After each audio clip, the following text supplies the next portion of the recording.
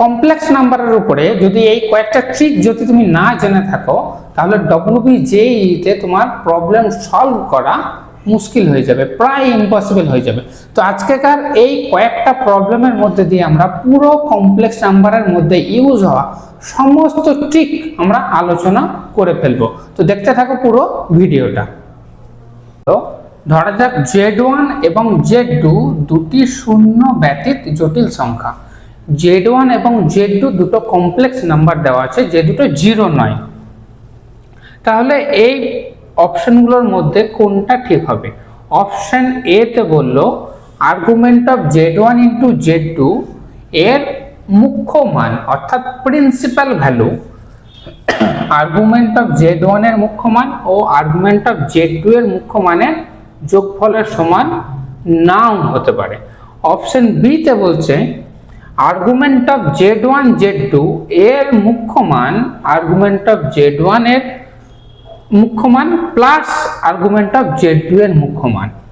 Option C তে বলছে argument of Z1 by Z2 এর মুখ্য মান অর্থাৎ principal value equal to argument of Z1 এর মুখ্য মান মাইনাস আর্গুমেন্ট অফ Z2 এর মুখ্য মান।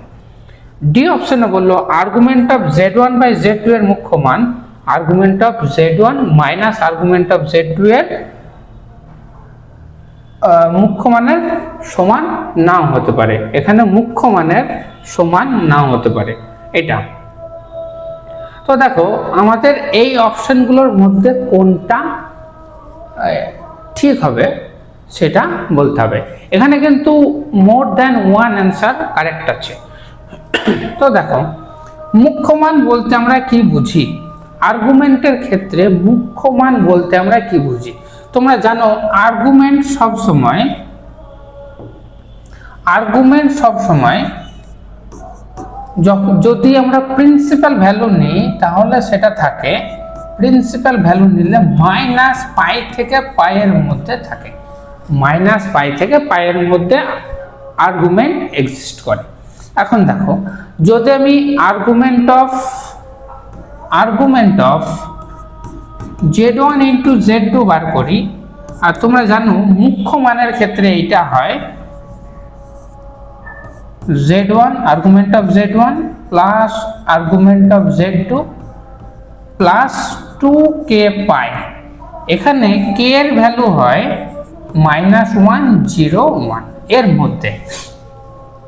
এর কারণ কি? এই যে ফর্মুলাটা আমি লিখলাম এর কারণ কি? বা তুমি argument of Z1 by Z2 যখন করবে তখন এখানে নেগেটিভ আসে কিন্তু ফর্মুলাটা একই থাকে।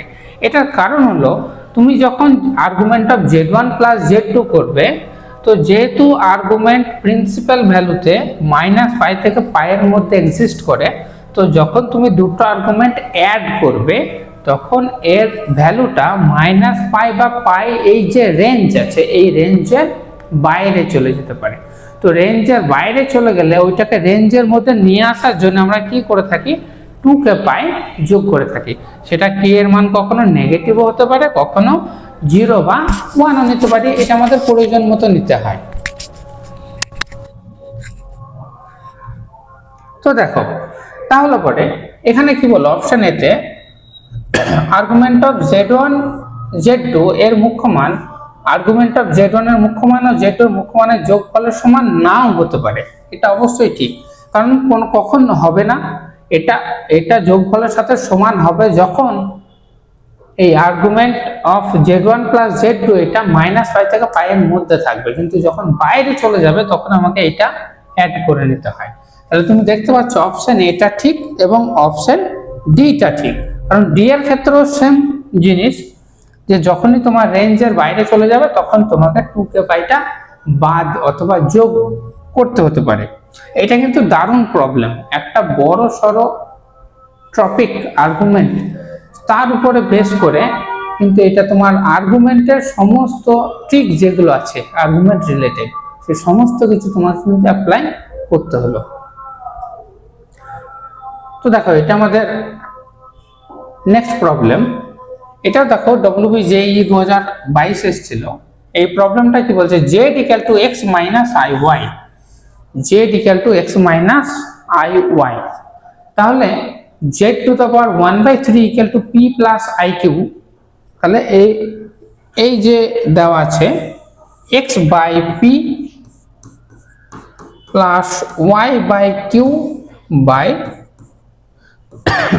P square plus Q square, এর ভ্যালু এই চারটা অপশনের মধ্যে কোনটা হবে? তো এখানে তোমাকে দেওয়া আছে z to the power 1/3 equal to p plus I Q, তাহলে তুমি বলো z ইকুয়াল টু কত হবে? z ইকুয়াল টু হবে p প্লাস আই কিউ তার হোল কিউব। এখন তুমি যদি এটাকে ফর্মুলা করে নাও তাহলে কত হবে? p cube plus 3p square into I cube plus 3p into I cube তার স্কোয়ার প্লাস আই কিউ তার হোল কিউব। এখন এটাকে যদি আমি লিখি তাহলে তুমি কত পাবে? পি কিউ, আমি রিয়েল পার্টগুলো একদিকে করলাম আর ইমাজিনারি পার্টগুলো একদিকে করলাম, তাহলে এখানে তুমি পাবে 3, এইটা যখন তুমি নেবে এখান থেকে রিয়েল পার্ট পেয়ে যাবে আই স্কোয়ার, যেহেতু -1 হয় তো -3p কিউ স্কোয়ার, এটা পেলাম আমি real part, plus imaginary part কি হলো? আইটা আমি কমন দিলাম, তুমি এখান থেকে পাচ্ছ 3p স্কোয়ার কিউ, আর তুমি এখান থেকে পাবে মাইনাস কিউ এর কিউ। আই কিউব ছিল, তোমরা কি জানো? I cube equal to minus I. তো আমি এটা পুট করলাম, তো এইটা হলো আমার রিয়েল পার্ট, এটা হলো ইমাজিনারি পার্ট। আর তোমরা দেখো এখানে লেখা আছে z equal to x minus I y, আর আমি z এর ভ্যালু পেলাম এটা। বোঝাতে পারলাম কি? আমি z এর ভ্যালু পেলাম এটা, আর তুমি জানো z equal to x minus I Y, অর্থাৎ আমি এখান থেকে কি পাচ্ছি? তাহলে x এর মান হলো p q minus 3p q square, আর y এর মান হবে কত? দেখো এখানে মাইনাস y ছিল, এখানে আছে প্লাস, তাহলে আমি মাইনাসটা আমি যদি ভিতরে ভরে নেই তাহলে তুমি পাবে Q Q minus 3p square Q. এখন আমি এটা ইরেজ করলাম এই পোরশনটা, তাহলে দেখো আমাকে বের করতে কি হবে?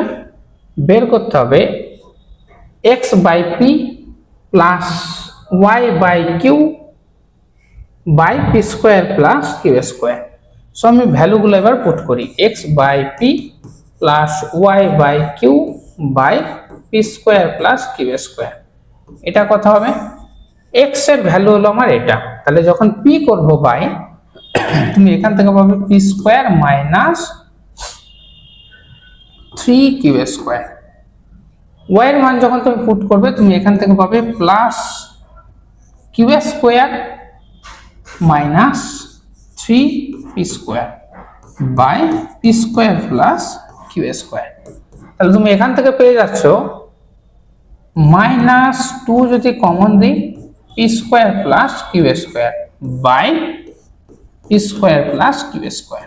So P square plus Q square এটা যখন কেটে যাবে তুমি অ্যান্সার পেয়ে যাবে -2। সো অপশন নাম্বার ডিটা হলো কারেক্ট। এটা কিন্তু দারুণ প্রবলেম, এটা অনেকবার রিপিট হয়েছে WBJE তে, এটা কিন্তু খুব ভালো করে একটু ফলো করে রাখো।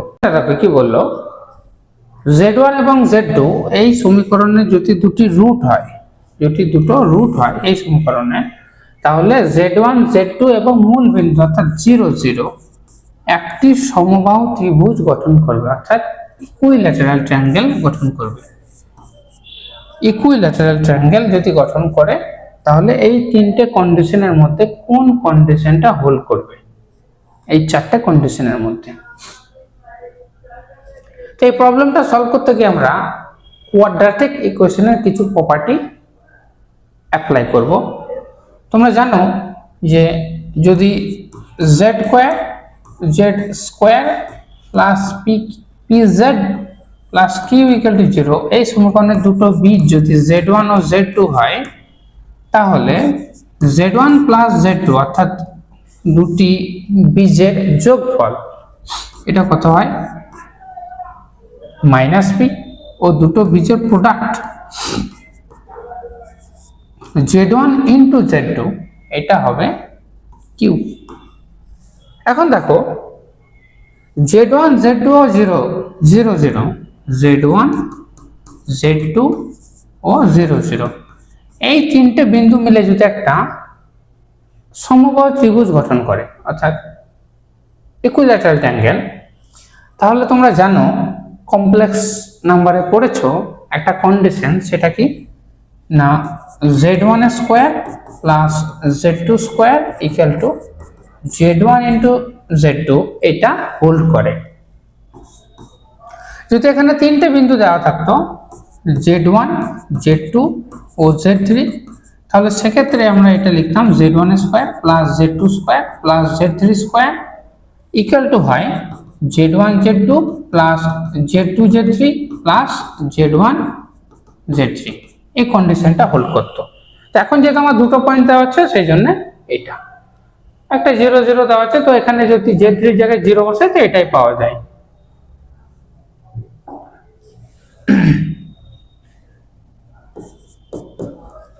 তাহলে আমি এখানে এই ভ্যালুগুলো পুট করে দেবো।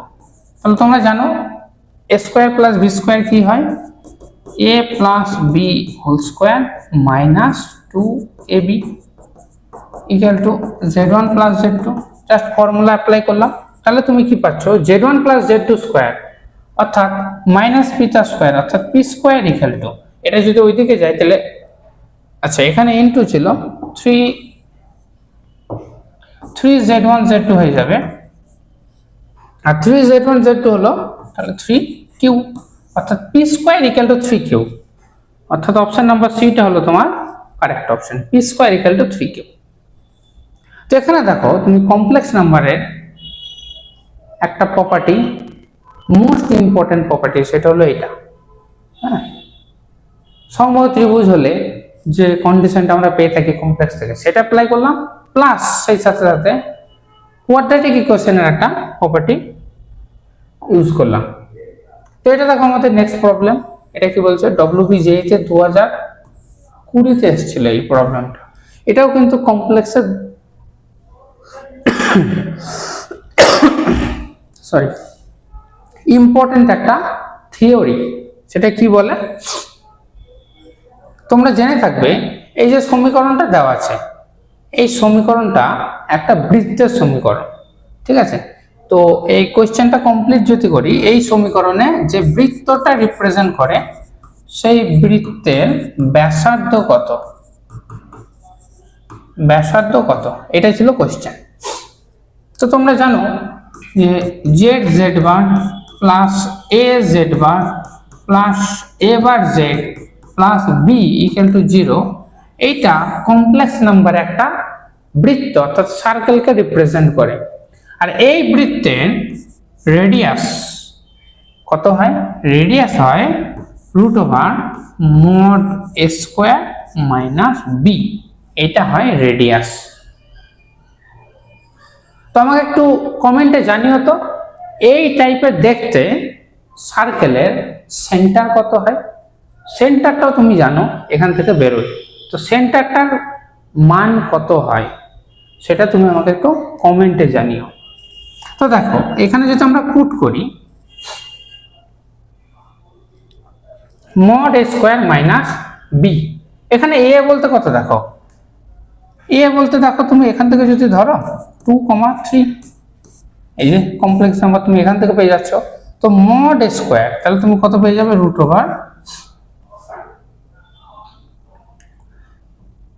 Square plus 3 square minus B এর মান হলো 4 মাইনাস 4 অর্থাৎ √13 মাইনাস 4 মানে হলো 9 অর্থাৎ 3 ইউনিট। এখান থেকে তুমি পাচ্ছ 3 ইউনিট, এটা হলো আমাদের অ্যান্সার 3 ইউনিট। এই সার্কেলটা রেডিয়াস হবে 3 ইউনিট। এখানে তুমি এ হিসাবে তুমি একেও ভাবতে পারো, কোনো অসুবিধা নেই, কারণ তোমরা জানো mod a ও যা হয় mod a বার এটাও তাই হয়। সো এইটা a বার, এটা হচ্ছে a, ঠিক আছে।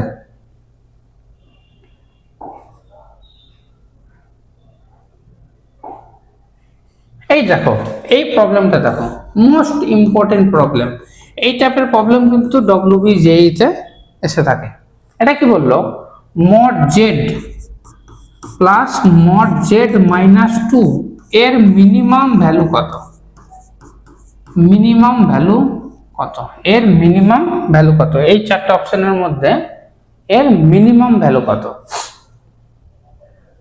তো কমপ্লেক্স নাম্বার থেকে তোমরা একটা প্রপার্টি জানো যে মড z1 প্লাস z2 এটা less or equal to mod z1 plus mod z2। এটা এই প্রপার্টিটা তোমরা জানো, এই প্রপার্টিটাই আমরা এখানে ইউজ করব। তো আমরা এইটাকে একটু মডিফাই করে লিখছি যে এখানে দেওয়া আছে মড z মাইনাস 2। তোমরা জানো যেহেতু মড আছে এটার ভ্যালু যা হবে 2 মাইনাস জেড, এটার ভ্যালু তাই হবে। যেহেতু মড আছে, মড অর্থাৎ পজিটিভ ভ্যালু দেয়, সো এটাও যা এটাও তাই। এখন আমি কি করলাম, এইটাকে ভাবলাম আমাদের z1 আর এইটাকে ভাবলাম আমাদের z2। তাহলে তুমি এর উপরে যদি এই কন্ডিশনটার উপরে এই যে প্রপার্টি যেটা তুমি জানো, এখানে যদি আমি এইটা অ্যাপ্লাই করি তাহলে z1 এর জায়গায় লিখলাম mod z plus 2 minus z। এইটা লেস আর ইকুয়াল টু কত হবে, mod z plus mod 2 minus z, তাই তো? আর তাহলে তুমি এখান থেকে পাচ্ছ 2 লেস আর equal to mod z plus mod 2 minus z ও যা z মাইনাস 2 ও তাই, এটা লিখলাম। তাহলে তুমি কি পাচ্ছ, mod z plus mod z minus 2 এর মিনিমাম ভ্যালু হলো 2, এর মিনিমাম ভ্যালু হলো 2। সো অপশন নাম্বার 2 এইটা হলো কারেক্ট। এটা কিন্তু দারুণ প্রবলেম। এই অ্যাপ্রোচটা অনেক সময় ইউজ করতে হয় WBJEE তে। এই অ্যাপ্রোচের উপর আলাদা দেখতে এরকম কিন্তু কোশ্চেন আসতে পারে। হতে পারে মানুষটা একই, শুধু জাস্ট জামা প্যান্টটাকে যদি চেঞ্জ করিয়ে দেওয়া হয় তাহলে যেমন দেখতে হবে সেই রকম টাইপের প্রবলেম কিন্তু চলে আসতে পারে। এটা দেখো, এটাতে কি বললো, i বাই 1 মাইনাস i এর মডুলাস কত? এর মডুলাস কত? তো এর মডুলাস যদি তোমাকে বার করতে হয় তোমাকে কি করতে হবে, কি করতে হবে, এই নিচে যে 1 মাইনাস i আছে এইটাকে তাড়াতে হবে। এটা থাকার জন্য তো তুমি মডুলাস করতে পারছো না, কারণ মড হতে গেলে কি করতে হবে, root over real term square plus imaginary term square. তো এটাকে তোমাকে তাড়াতে হবে। তো এটা হলো কি i বাই, এটা তাড়াতে গেলে কি করতে হবে, 1 মাইনাস i নিচে ছিল, তুমি একটা 1 প্লাস i দিয়ে গুণ করলে 1 প্লাস i। তাহলে এখান থেকে তুমি কি পেয়ে গেলে, নিচে হবে তোমার 1 প্লাস 1 আর উপরে হয়ে গেল i into i minus 1 plus i, অর্থাৎ এখান থেকে তুমি পেলে minus half plus i into half 1/2।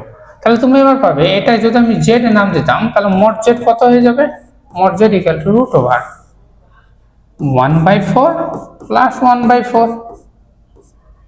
তাহলে তুমি এটা পেয়ে যাবে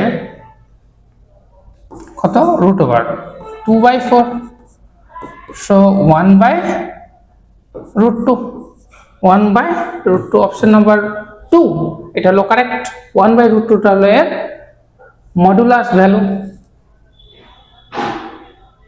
আশা করছি বোঝাতে পারলাম। এই ওয়েতে যখন আমাদের নিচে কিছু দেওয়া থাকে তখন আমরা এটাকে করণীয় নিরসন করে নিই, যাতে করে নিচে থেকে আয়ে যুক্ত যে টার্মটা আছে এটাকে যেন আমি রিমুভ করতে পারি। এটা যতক্ষণ না রিমুভ না হবে তুমি ততক্ষণ এর মড ভ্যালু বার করতে পারবে না।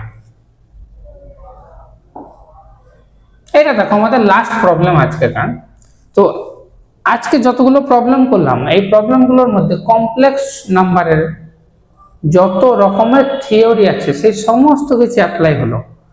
তো টপ 8 প্রবলেম নিয়ে আজকেকার এই ভিডিওটা ছিল। তো এটা হলো আমাদের লাস্ট প্রবলেম, যেটা এখনো অবধি আসেনি, সেটা হলো অ্যামপ্লিটিউড বের করা। অ্যাম্পলিটিউড বা আর্গুমেন্ট। তো তোমাকে জেড দেওয়া আছে sine alpha plus I into 1 minus cos alpha. তো তোমাকে বার করতে হবে argument of Z, argument of Z. তো তোমরা কি জানো আর্গুমেন্ট অফ জেড, জেড সমান কি জানো, tan inverse y by x।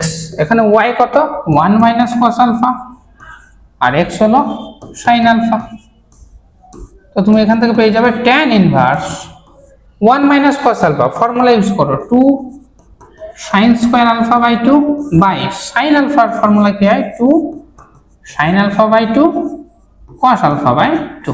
এটা দেখো একটা সাইন আলফা 2 যদি আমি এলিমিনেট করি তাহলে তুমি পেয়ে যাবে এটা equal to tan inverse tan alpha by 2 মানে হয়ে গেল আলফা বাই 2। সো এর অ্যান্সার হয়ে গেল অপশন নাম্বার এ। এটা হলো আমাদের আজকের লাস্ট প্রবলেম, সেটা হলো অ্যাম্পলিটিউডের উপরে, আর্গুমেন্টের উপরে। তো আশা করি এই ভিডিওটা তোমাদের ভালোই লাগলো। তো ফার্স্ট টাইম যদি আমার চ্যানেলে আসো তো অতি অবশ্যই চ্যানেলটাকে সাবস্ক্রাইব করে রাখো ফার্দার নোটিফিকেশন পাওয়ার জন্য।